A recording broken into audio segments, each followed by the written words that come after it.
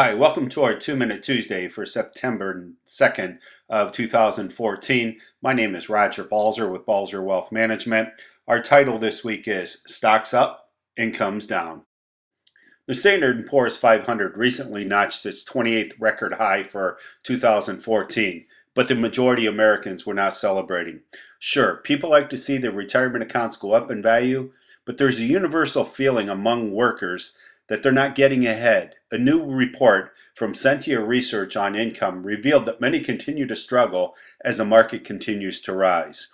As of June, median incomes for all households, adjusted for inflation, was $53,891. The good news is, in the past 3 years, incomes have risen 3.8%. But the bad news is, in the 5 years since the recession ended, median income has fallen by 3.1%. That's just one of the reasons that when Federal Reserve Chairman Janet Yellen delivered her much anticipated speech in Jackson Hole, Wyoming, she said, quote, "The unemployment rate has fallen considerably and at a surprisingly rapid pace, but the labor market has yet to fully recover," end quote. How is it not fully recovered? Well, as of July, there were 3.2 million workers who've been unemployed for 26 weeks and they still want a job. This is well below the peak of 6.7 million back in February of 2009, but it's still very high. Also, when the unemployment rate dropped nearly 4 percentage points from its peak in late 2009 to 6.2% in July, the broad unemployment rate, that is defined as the official rate plus marginally attached workers, those who are neither working nor looking for work, but want a job and have looked for work recently and who are unemployed part-time for economic reasons, that number stands at 12.2%. Then there's the problem of America's eroding earnings potential. The Centia report highlighted this, but as Yellen noted, part of the problem is the structural meaning that some global economic changes have put pressures on incomes here, and it's to stay. Centia's research found that median income adjusted for inflation is down 5.9%, below where it was in the year of 2000.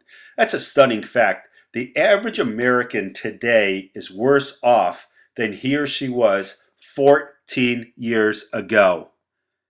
I don't hear that when you're listening to the media. They're always talking about the recovery, but they're not talking about this point. I think there are a few factors that have contributed to this long-term slide in incomes. Number one is globalization. Companies have moved their operations overseas where wages are cheaper. Number two is technological advancements have eliminated the need for as many workers. Number three, public companies have been more concerned with boosting their share price than in paying workers. I don't want to end this on a downbeat note. I think it's worth noting that economists believe that as the economy continues to improve, incomes will rise slowly. Unfortunately, that may be cold comfort to the millions who have a hard time meeting their daily obligations.